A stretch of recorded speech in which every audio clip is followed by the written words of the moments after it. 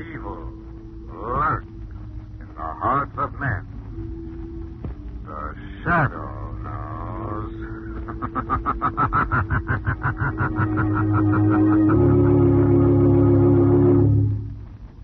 Once again, your neighborhood blue coal dealer brings you the thrilling adventures of the Shadow, the hard and relentless fight of one man against the forces of evil. These dramatizations are designed to demonstrate forcefully to old and young alike that crime does not pay.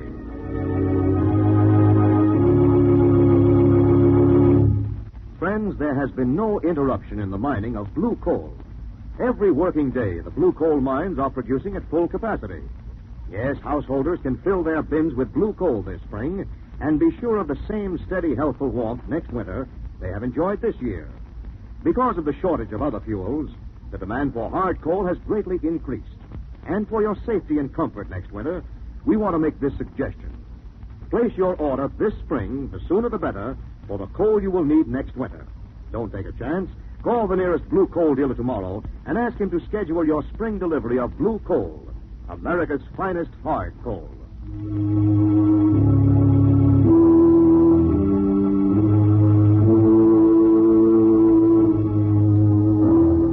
The Shadow, who aids the forces of law and order, is in reality Lamont Cranston, wealthy young man about town. Years ago in the Orient, Cranston learned a strange and mysterious secret: the hypnotic power to cloud men's minds so they cannot see him. Cranston's friend and companion, the lovely Margo Lane, is the only person who knows to whom the voice of the invisible Shadow belongs.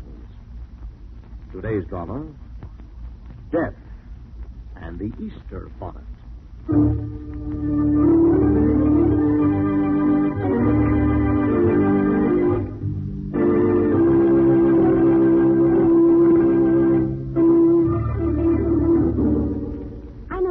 Exactly the kind of an Easter bonnet I want, but there just isn't anything like it in any of the shops this year.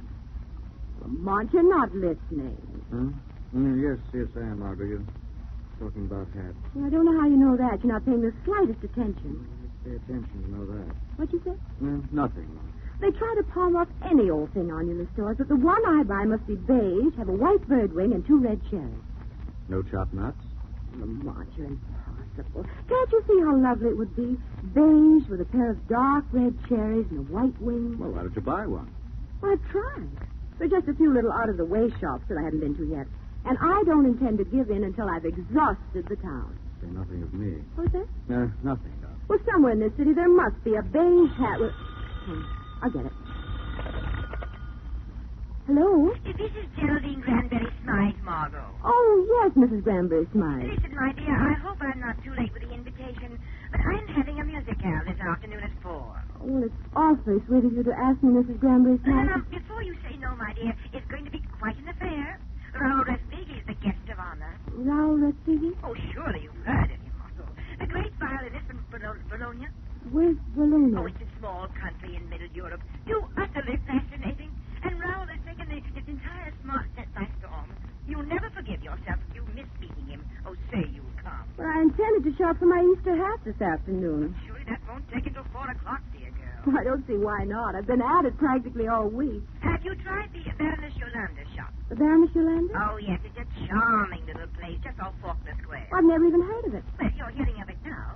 Just drop in and mention Mr. Respighi's name. You think I'll find what I want? If it exists, my dear, you'll find it at the Baroness Yholanders.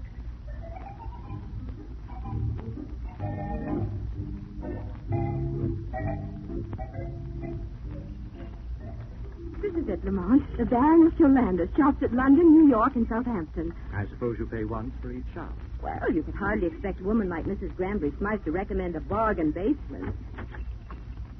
Yes? The lady would like to buy something. You're the Baroness Yolanda? I am. I'd like a hat. Something special for Easter. Oh, oui, mademoiselle. This perhaps pastel green with the sprig of the lilies of the valley. Very charming, don't you think? Yes, I do, but it isn't what I want. But perhaps mademoiselle has something definite in mind? I'll say, mademoiselle. If she will describe it to me, perhaps I could design it for her personally. Well, that's a wonderful idea. Look, I want a beige hat. Yes? With a white bird wing. White bird wing. And a pair of deep red cherries. Doesn't that sound divine? Yes. Who sent you here? I was told to mention Mr. Stevie's name. I see. So do you think you could? Could what, mademoiselle? Design it for me. I do not have to design it, mademoiselle. That hat is here, ready and waiting. What? Here, monsieur. Mademoiselle. Lamont, look. It's almost exactly what I ordered. Naturally, mademoiselle. How much is it? $75. $75. For that kind of money, darling, you could buy a cherry orchard with a dove farm thrown in. I am sorry, monsieur, but that is the price.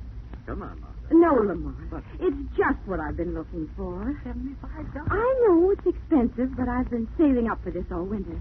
Besides, I always say it pays to buy nice things. You come out ahead in the long run. Mademoiselle will take the hat? Yes. I thought mademoiselle would.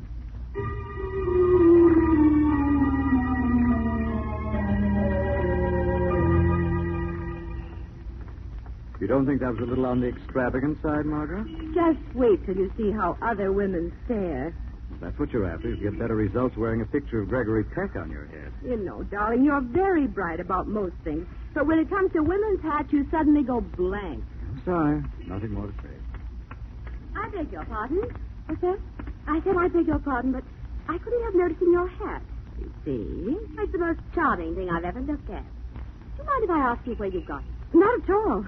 I just bought it at the Baroness Yholanders, right across the square. I see. I hope you forgive my intruding. Don't mention it. She has some very lovely things. Drop in and look them over. Thanks, I intend to. Take your life savings with you. Lamont. Yes? I want a hat. Oh, oui. Perhaps you would I like know a- what I'd like. I'd like a beige hat with 2 red cherries and a white bird's wing. What? I wasn't told I had to repeat it. Who sent you here? Respighi. Where's the hat? Where is it?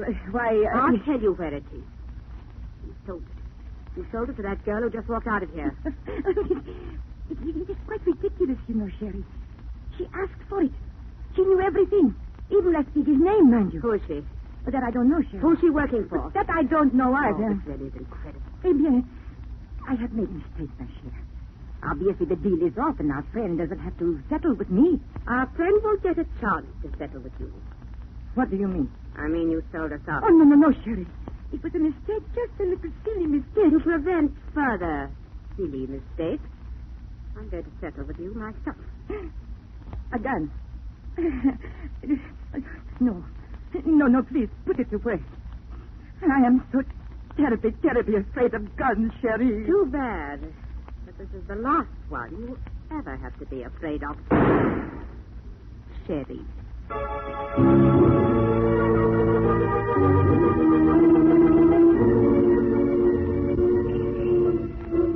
Cab! Hey, taxi!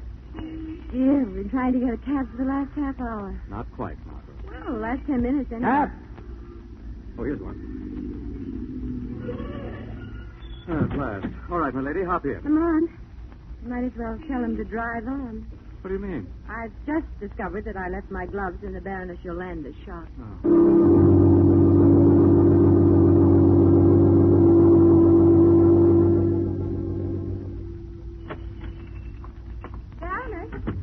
Baroness? Doesn't seem to be here. She doesn't seem to be here, Margaret, but she is. Where? The floor at the end of the counter. Mark. She's What's the matter with her? pretty serious complaint. What do you mean? She's dead. But she was alive just a few minutes ago. That was a few minutes ago. I'm going to call the police. There's probably a phone behind those curtains in the back. I'll take a look. What in the world happened here? Speculate about that later. Meanwhile... Margaret, What? remember that girl in the street who asked you where you got your hat? Yes? Lying on the floor behind these curtains, unconscious. You're all right. You just fainted. That hat. I remember your Now, hat. just relax. You're safe now. What happened here? Happened. The Baroness. She's dead. Yes, I remember now. Easy. He was telling me some hats when he walked in. He? Who? His name was Jester. At least that's what she called him. Maxine Gessler. Yes? There was an argument. About what? I don't know. They were speaking in foreign language. Then all of a sudden he pulled a gun and shot her. Where did he go? That's all I remember. Did she seem surprised when he walked in? No, I think he must have been an old customer. Good. Margo. Yes? Take that credit ledger off the desk there and look for the name Gessler. Just a second.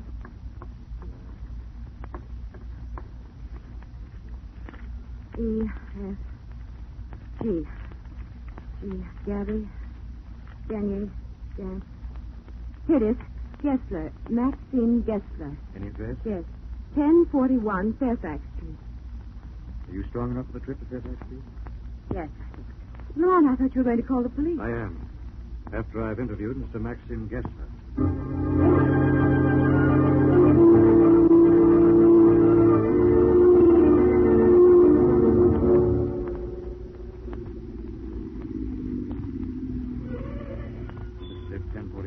And as bleak a piece of architecture as you're likely to see. Oh, like... You hold on the cab, Markham. You mean I'm to stay down here? In the event of trouble, it'll be tougher to have you both with me.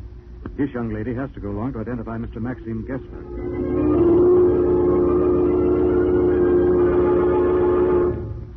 Right there. Look, on the bell there. Maxim Gessler, apartment 2C. All right, come on now, as quietly as you can. Have you got a gun? No. What don't you think you should have? In a spot like this, the element of surprise is worth more than heavy artillery. Here we are, 2C. You step to one side in case there's any trouble. What trouble? There won't be any trouble if you keep your hands in the air. Yes, just so. And show proper respect for this very admirable firearm. Gessler? Maxim Gessler at your service, sir. And in case you have not been properly introduced, the young lady at your side is my very able compatriot, Miss Nadja Sentlow. Get inside. A trap, I take it, Miss Senlaw? I'm sorry I had to lead you on, Mr. Cranston, but you'll forgive me when you see how much we need you in our business. Good work, Nadja. I took some fast thinking to get them here. When you phoned, you spoke of a young lady who had the hat. Yes, she's downstairs in the cab. I see. Here, take the gun. Thanks. Just keep Mr. Cranston occupied while I fetch the young woman. No. Out of my way. Take your hands off Margo Lane. Nadia. Yes? I'm going to have to use violence with Mr. Cranston here. If he tries to defend himself in any way, shoot to kill. Understand? Yes, Maxine. You have made this necessary. Sir!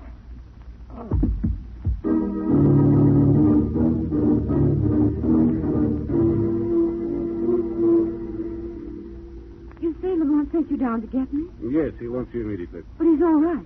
Well, never better. And the young woman? Miss Sandlow, she's in excellent health, as you will see. Up these stairs, please. What in the world is this all about? I buy an Easter bonnet, and the next thing I know, I'm in the middle of a blood and thunder adventure. You'll find out very soon, Miss Lynn. And when you Margo. do, you... That's Lamont. Margo, stay out of here. Stay out, you understand? Lamont, what's the matter? Run before it. Lamont! Lamont! Oh.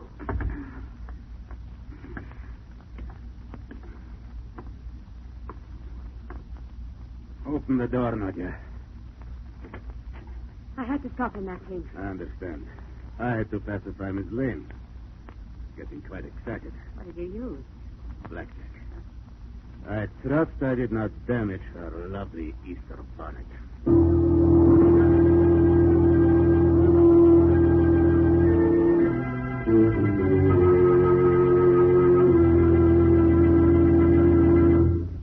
We'll return to the shadow in just a minute. Friends, there has been no interruption in the mining of blue coal. We're glad to be able to tell you this because it means you'll be able to fill your bin this spring and be prepared against a possible fuel shortage next winter. Now, here's another important springtime suggestion. You know how the spring weather changes from balmy to freezing in a few hours? Well, that's when you most appreciate automatic temperature control. Why not have it now? Install a Blue Coal Temp Master with the electric eye thermostat. It will bring you years of carefree heating comfort. You need never go to the basement to adjust furnace dampers. You need never trouble yourself about regulating the temperature in your home, because the marvelous new electric eye thermostat will watch it for you. You simply set the upstairs control, and furnace dampers will be automatically opened or closed as needed. You're assured of steady, even, healthful warmth at all times. And besides that, the new Blue Coal Temp Master heat regulator will cut your fuel consumption. Modernize your furnace with a Blue Coal Temp Master. It's easy and inexpensive to install. Tomorrow, call the nearest blue coal dealer and ask him to demonstrate the new Temp Master thermostat. And now, back to the shadow.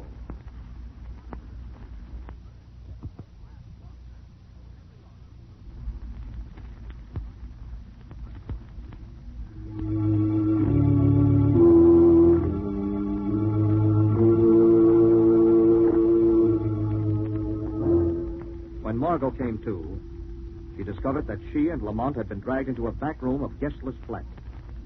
In motionless silence, they both listened, as in the next room, Gessler and the girl Nadja examined her Easter bonnet. Well, have you found it? Not yet, but... Oh, wait a minute. Seems to be something sewn in under the band. Yeah, give it to me. Yeah. Now we just rip out the stitches. And there we are. Is that it? C over pi m squared plus u over 7. Yes, that's it. Yes. Oh, wonderful. Our friend should be very pleased, eh, Maxine? Let us hope so. Tell me, our friend, is he going to be late? Let's see. He is his usual punctual self. He will be here within a minute. You think he'll have our money with him? I'm sure he will. He has their funds complete at his disposal. Whose funds? The funds of the Royal Wallonian government. Funds as always. Mr. Gessler, sir? Won't you come in, sir? I thank you. You are prepared? Am I coming? Yes, sir. The formula is here. Exactly as we agreed. Excellent. May I have it, please? Before we make delivery, I think it only fitting that we collect our wages. Exactly as we agreed. 5,000. Exactly. We agree. Thank you. And now the formula, if I may? Here you are. I am most indebted to you. Now I come to a most unpleasant aspect of our relationship. Unpleasant? Why? I'm on highly criminal business in this country, and one thing is most apparent. What's that? I would be most unlucky if you decided to sell me out before I have taken my departure from You the should shore. have thought of that before. Oh, I did, Miss Nasser. And I made plans to take care of this contingency. What sort of plans? This sort. Oh, no. Put down that gun. I am sorry, Maxim. Most sorry, Nadja. But I cannot jeopardize the interests of my country. Please, I beg you. Don't. You can trust us. You can trust us. Respighi! Respighi!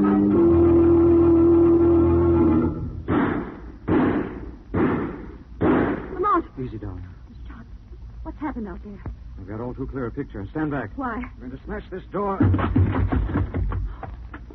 Heaven! Friend seems to have taken care of both. He shot them. Did you hear what Gessler called him? Respighi. Yes. Raoul Respighi. That is his name. Gessler. He thought I would betray him, and now I shall live up to his expectations. Hey, listen. The formula sewn into the head was stolen from a United States government laboratory. What? It gives complete instructions for the building of the midget cyclotron. Midget cyclotron? The last development in the cheapest and quickest method of producing atomic weapons. Where can we find Respighi? Where is he going? Going. You will find him 642. Yes, yes. Yes. Too late. Yes. He's dead. 642. What does that mean? That's where Respighi is gone. I don't understand. Neither do I. All I know is we've got to stop him. Let's call the police. That's too late. He'll waste no time being on his way now that he's got that formula. It's up to us. Margo, Yes? you heard about Respighi only this morning. Yes. Through Mrs. Granbury-Smyth. I see. You mustn't forget your manners, darling. My manner. A nice little girl would call up and apologize to Mrs. Granbury-Smyth for missing her afternoon musicale.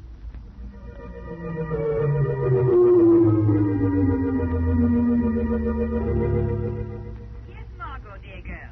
I'm afraid I won't be able to get to your musicale this afternoon. Oh, that's quite all right, dear. In fact, it's just as well. What do you mean? It's all over. Mr. Respighi had to leave on urgent business. When? Oh, about 20 minutes ago. He left here about 20 minutes ago. Yes, go ahead. Mrs. Granbury-Smyth, what does Respighi look like? Why? Why do you ask? Oh, well, I saw someone on the street today, and I just had the idea it might be he. Oh, gold-rimmed glasses. Yes. Short black beard. Yes? Tall, carrying a violin case. Yes. Then you saw him, darling. Thanks. I suppose you have no idea where he's going. Who said I didn't? I know exactly where he's going. You do? I've heard him phoning the Central Railway Station from my living room. Yes. He reserved a ticket on the Golden Express for San Francisco. San Francisco? Yes. It leaves at 6:42.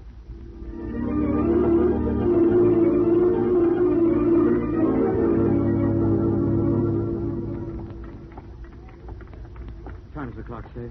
6:40, Lamont. We've made it. We haven't found the Golden Express yet. There it is, Margot. Track 14, Golden Express. Look, Lamont, it's pulling off. Quick, come on. We'll have to jump for it. Home free. Oh, I never thought we'd make it. Now to find out Mr. Speaking. Excuse me. Oh, let the man by. Oh, I'm sorry. Oh, by the way, I beg your pardon. Yes? We're looking for a gentleman you may have seen. Yes? He's tall, wears golden glasses, with a short, dark beard. Oh, no, I don't think I've seen him, miss. He speaks with a foreign accent? No. Oh, wait a minute. Yeah, I've seen him. He's up ahead. Yes, where? At car 4. I heard him talking to the conductor. Thanks very much. You stay here, Margot. Lamont. There may be trouble. Well, then shouldn't you ask this gentleman to go along with you? No, thanks, sweetheart. It's a confidential matter. But if there's trouble, you may meet someone. There's trouble, I'll have someone. Who? A shadow. Come back to you later, my lady.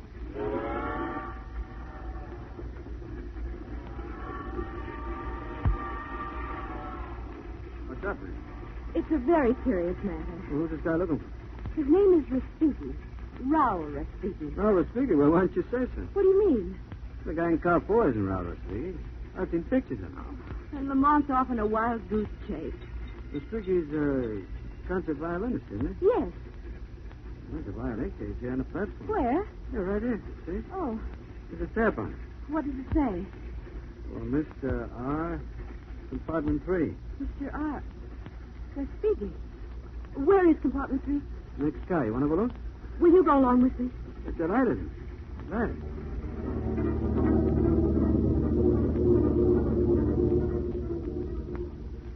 Here we are.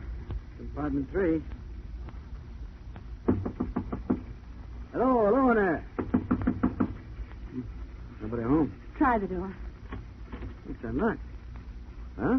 Can we go in? Yes, quick. Now, we've got to work fast. Maybe right here in this room. You sound like somebody in a spy movie. Well, no wonder. What we're looking for is some confidential government papers. Really? How confidential? They're practically invaluable. Not by any chance a secret formula for a midget cyclotron. Why, yes. How do you know? Because I happen to have it here in my wallet. I thought it wisest to remove the glasses, beard, and accent until I'm safely out of America. I'm a very cautious man. Respighi. And I'm sure you would have been wiser to have kept your lily white nose out of this situation entirely. But since you have not, being such a cautious individual, I shall have to take rather definite steps. If you pull that trigger, they'll hear you outside. I hardly think they could above the noise of the rails. They could hear if I screamed. Perhaps, but it would do you no good. I have bolted the door on the inside. You amuse me, young woman, trying to play at intrigue with a man whose business is intrigue. However, amuse me though you do, I can no longer afford the luxury of your presence. Please don't! Please don't! Don't! What happened? What's going on here? The window suddenly broke. Something crashed through the pane. But there's nothing inside. I don't understand. What happened to your accent, Mr. Respighi? What was that? Shadow. Who's that talking? I cannot see anything. I am the shadow. Now take that formula, Respighi. Don't come near me. Now take that formula. You touch me, I'll pull this trigger and kill this young woman before your eyes. No. I don't think so. I assure you I will. It may interest you to know that when Mr. Cranston discovered there was no man fitting the description he gave you in car 4, he wanted to head to the next stop to have you picked up. What difference does that make? She'll be dead before we reach the next stop. We are at the next stop. What? The train has stopped, Respighi. And if you turn around, you'll see there are 3 American-made police revolvers leveled at you through the broken window.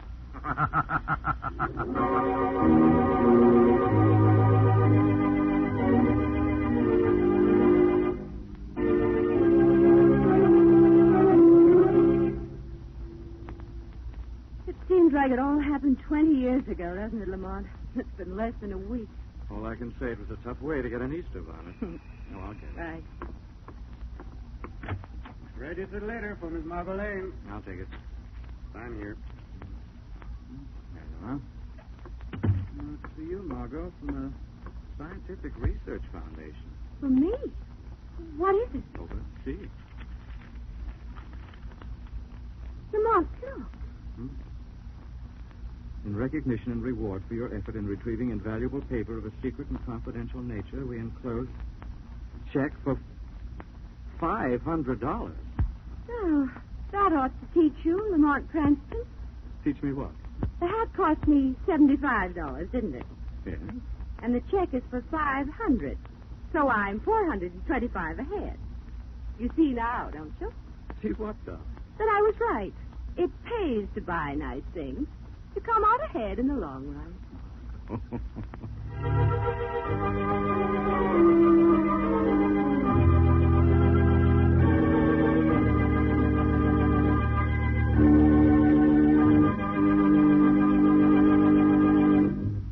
And now let me present Blue Coal's distinguished heating authority, John Barclay.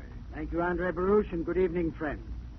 It's not too early to plan the spring checkup and cleanup of your furnace, and to make arrangements with your blue coal dealer to have that essential job done. Yes, it's essential to good heating and operation that will save you money next winter and to prevent costly rust damage while your furnace is idle this summer. Blue coal dealers have specially trained men and special equipment to do a quick, thorough, dust-free, and inexpensive job of cleaning your furnace. They can also make the minor repairs necessary. Your blue coal dealer will receive many calls to cook, clean, and repair furnaces, so it would be wise to call him now and make sure that he'll be able to fit your job into his schedule. Better make a note right now to call the nearest blue coal dealer tomorrow. I thank you.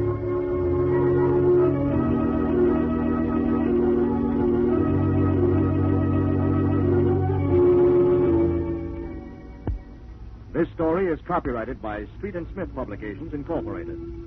The characters, names, places, and plot are fictitious. Any similarity to persons living or dead is purely coincidental. Again next week, The Shadow will demonstrate that the weed of crime bears bitter fruit. Crime does not pay. The shadow knows.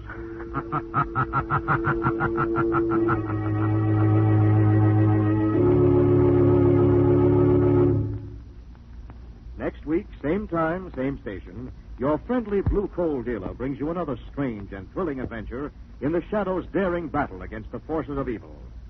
The Shadow is presented by the D.L.W. Coal Company, distributors of blue coal.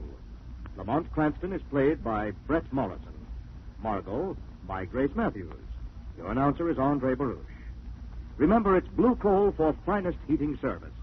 It's blue coal for finest modern equipment. It's blue coal for the best home heat money can buy.